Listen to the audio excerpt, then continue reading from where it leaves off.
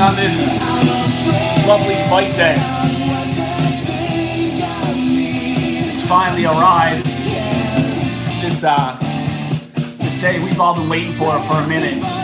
Conor McGregor and Khabib Nurmagomedov both made weight yesterday with relatively no drama whatsoever yesterday. And we're set for tonight. After all of this time, after all the anticipation from the very first press conference we had a couple weeks ago, to the one we had this week, to the weigh-ins, we've finally made it to fight week, and it's fight day.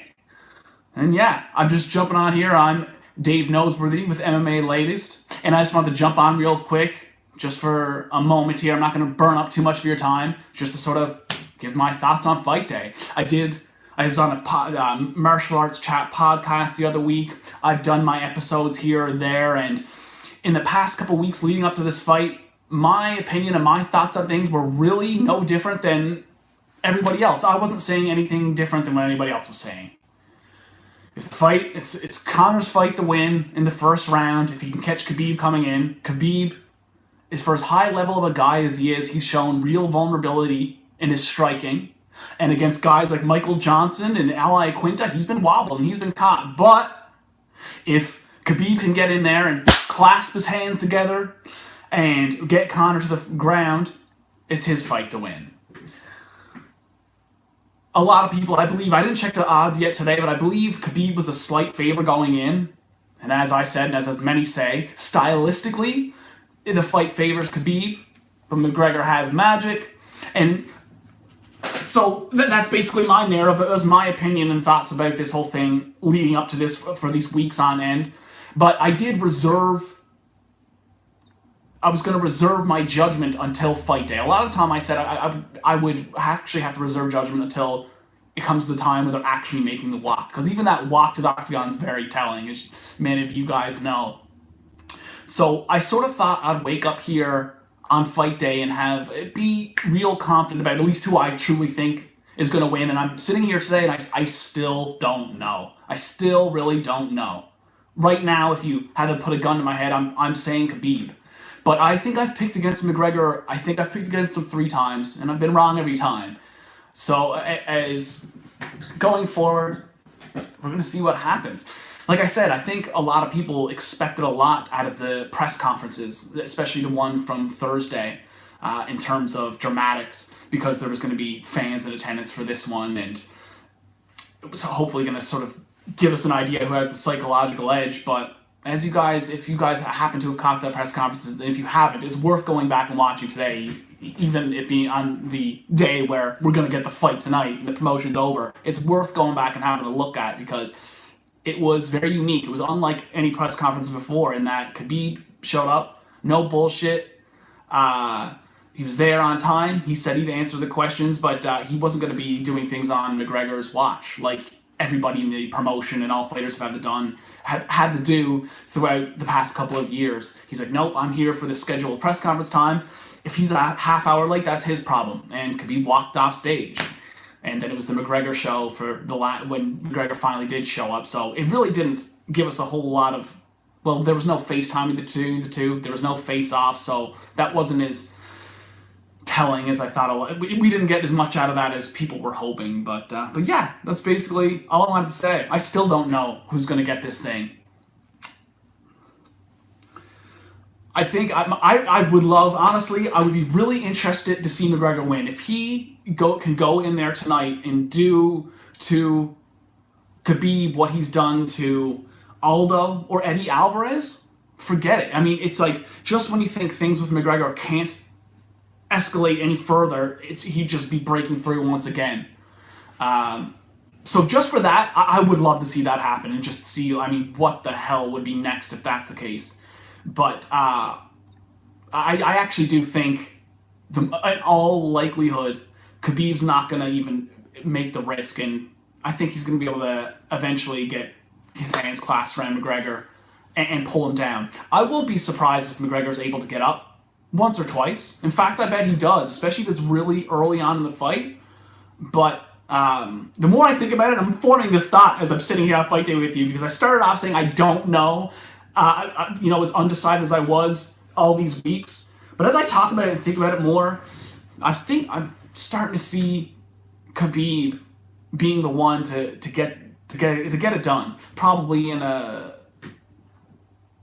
long drawn out affair, because again, those high amplitude slams he's able to hit, as he does so often, it only takes one of those to completely change someone's game. It takes one of those big slams to just take you out of it physically and mentally. And I think he's capable of hitting Conor with a couple of those, and it really could just be the matter of if he can do that early. Maybe it is going to be Khabib to come in there and beat the hell out of everybody, beat the hell out of Conor, and call it a night. So anyway, that's it. There's really nothing else to say. It's just, thank God we're actually here. All throughout this week, I've been really thinking about the possibility of us talking about Tony Ferguson and Conor McGregor tonight, or some amalgamation of the four names involved in the main co-main. Oh, I guess I should speak to the co-main event real quick, because that's an incredible fight that's being completely overlooked, and that's completely in the shadow of McGregor and Nurmagomedov, and for good reason. I mean, you can't blame it. No matter how good of a fight there is under Conor, it's going to outshine everything, as he's shown us so many times. But that fight is incredible. Leading up to it, I'm really high on Tony Ferguson, and I have been for a long time. I mean, he's been on a streak. I think, what is it, a 10-fight win streak? Obviously, super unconventional outside of the cage, and super unconventional on the inside of the cage. Super tricky on the ground with his entries and takedowns and his crazy ways. But as I said earlier on in the week, his boxing is something else, and it's not that he's the fastest guy in the world or necessarily the most technical, but he has really big power, and he has really good accuracy. He has a really good tendency of finding the holes, whether it be through the center with an uppercut, or over the top of the left hand, wherever the holes are in someone's game, in any situation, he does a really good job of finding them and just launching his fist straight through them. Standing on the fight, as high as I am on Pettis, and how much of a fan I am of Pettis and have been for so many years, because his technique is literally, it's unquestionably one of the greatest you'll see in elite mixed martial arts in terms of the striking, and on the ground he's very slick looking as well. But I still sort of favor Tony coming in here, because Pettis gets hit, and I think Tony's got the power to put him away with an uppercut or something from his right side, his right hand. So leading into this fight, I was really leaning toward Tony, and I was really definitive about it, because not only technically speaking, I sort of like him in the matchup.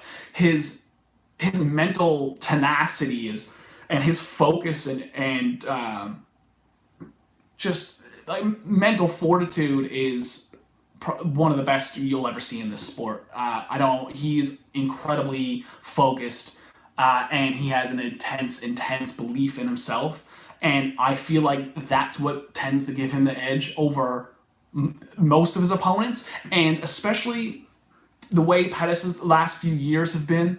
I sort of feel like, I have sort of questioned where his head is at. He's had a couple wins and a couple losses, but there's been some times, between missing weight and just the way in which he lost some of his fight over the past couple of years, I sort of did question where his focus is at times, whereas with Tony, you never have to second guess or question where his mind is at.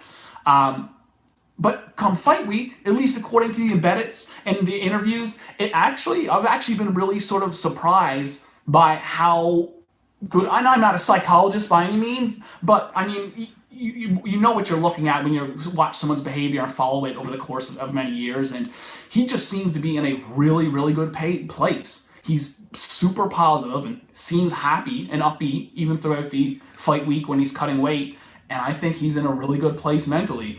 And so, I'd still, right now as it stands, I am picking Ferguson for the win, but it's not as lopsided as I once thought. I would pick Ferguson to win, but I would not at all be surprised if Pettis comes in and gets the upset, because it would be an upset, because I believe the odds, and at least the pros picks and the media and fans picks, at least from what I've seen, it's been pretty much all Tony Ferguson. So I'm picking Tony Ferguson to win. But man, my opinion has definitely changed as we arrive here on fight day. Throughout the course of the past couple weeks, my opinion on that fight has changed, and I think it's going to be a lot closer to a fair than what I once thought. And again, as I mentioned before, in terms of McGregor and Khabib, I'm basically the exact same place I was a month ago on this fight. Although earlier, like I said, when I sort of trailed off my thoughts, when I do talk about it, I do find myself sort of going Khabib's way. So hell, it doesn't matter what the hell I think is going to happen. What matters is that it's going to happen tonight, and whatever transpires after tonight, it's going to be a fucking incredible event, and I can't wait for it. So thank you very much for taking the time to tune in on the Fight Day episode, I suppose, of this live stream, and enjoy the fights, everybody. It's gonna be pretty crazy.